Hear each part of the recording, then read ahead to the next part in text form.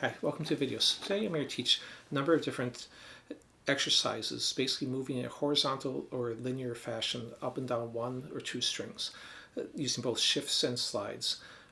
This will allow you to connect your different positions together more easily and move more fluidly around the neck. All this I'll play at slow speed, and I will also hold up the tab at the end of the video, and you can also download the tab on my Patreon page, which the link is in the description. You don't have to be a member, though of course I'd appreciate it if any of you want to become a member. Before I jump into the exercise, I'm going to show a lick that I wrote today for this video that basically demonstrates some of the shifts and slides I'm going to be using. So here goes.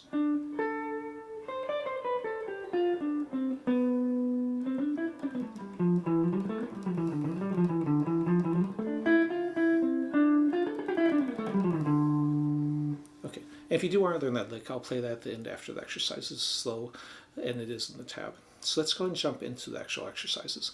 So the first one is just playing a 6-note grouping, and these not only help you move through the scales. If you find yourself getting lost moving in this direction, if you're not used to it, this will also help you to know the scales better. Because a lot of people, when they first start moving this direction in a horizontal fashion, they tend to not be able to see their scales as well. So I'm just going to play 6 notes, then I'm going to shift forward 1 note, or in this position, and play 6 notes, and then we just keep doing this, shifting forward each time. In this case, I'm shifting while changing strings. Now I'm going to descend this, and I'm going to go down to the 3rd and 4th string, just so you can have this written out in different positions. I'd actually recommend you try any of these exercises on all the strings.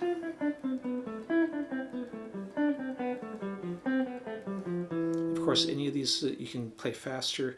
If you find you're working these and having trouble getting the speed up, isolate the ones that are more difficult. Like on this first one, the ones where your fingers have to change positions, like this, are probably going to give you more trouble. So isolate that, or the areas like this one where you have to shift within the 6 notes, that might give you more difficulty. Anyways, let's move on to the other ideas. So that's the first one. This next one will be just sliding, and basically I'm sliding from the 2nd to the 3rd note in a scale grouping. So if I'm starting on the 4th string this time, I play 2 notes and then I slide. I'm going to go ahead and pick the note, but you wouldn't have to pick the note that you're sliding to. Now you'll notice sometimes I might be on my 2nd finger and sliding. Sometimes I might be on my 3rd finger. So this gets you used to sliding on different fingers. Coming back down, I'll just come down on the same string. Descending, as you'll notice, I'm basically on my 1st finger each time I slide, because I'm playing 2 notes, and then I'm sliding to the 3rd note. Now it doesn't mean that you might not be in a position where, let's say, I'm on this finger and I still want to do that same lick, then I can slide on that finger. It doesn't matter. But the 1st finger is probably the easiest to slide on that. The next one we do is sliding in groups of 4. So I'm going to slide on the 1st finger again. So when I'm ascending, I'm going to slide from the 1st to 2nd note, then play the 3rd and 4th notes without moving.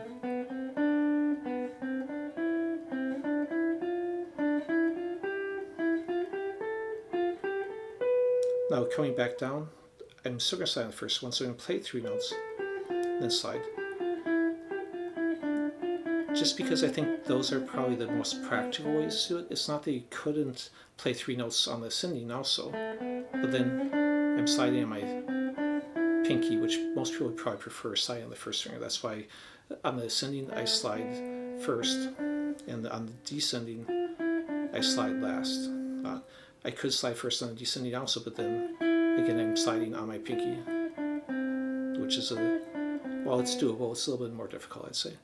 Okay, the next one is shifting like that first one, but on just 1 string. So I'm going to go down 2nd string now, just so you can kind of see each string and have it in tab. So basically I'm just playing 3 notes and then shifting up, just to get used to the shift. Now coming back, I'll just go ahead and go to the 1st string again, so you get used to all the strings. I didn't play the 6th string, but it's the same as the 1st. Both are E strings, so if you can play the 1st, you can play the 6th. Now, to get better with these exercises, of course you can do them at different speeds. Try and have the shifts not last longer than the notes around them. So if you need to go slower at first, to get that shift, you go 1 and 2 and get it in time. So you don't have a slow shift and then quick notes. It won't sound as good. You can isolate specific ones, work on them. So for example, if I just want to get this sound, I could just go back and forth between it. I could sit in one scale position, and rather than going horizontally, I could try the same ideas. Now, that's more just get used to each position. I'm not actually shifting positions, so most of the time I wouldn't slide here unless I want to continue forward. If I'm coming right back, I would just do that, unless you just really want the sound of the slide. Okay, so anyways, lots of different ways to play them. I would recommend playing them all on every string on it. Okay, let's jump into that lick now. So if I play that slow, I'm basically starting off here, then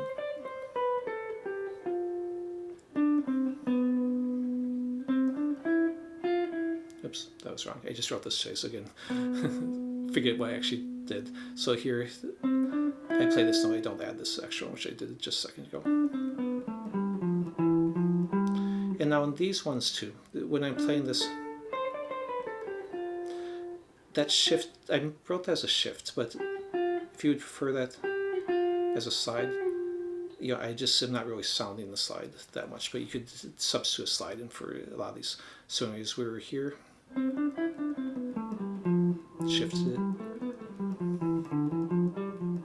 and then I'm going to slide this time. So that time I am going to make it more of a slide into it. Rolling my finger down here, sliding again, sliding up again, sliding there.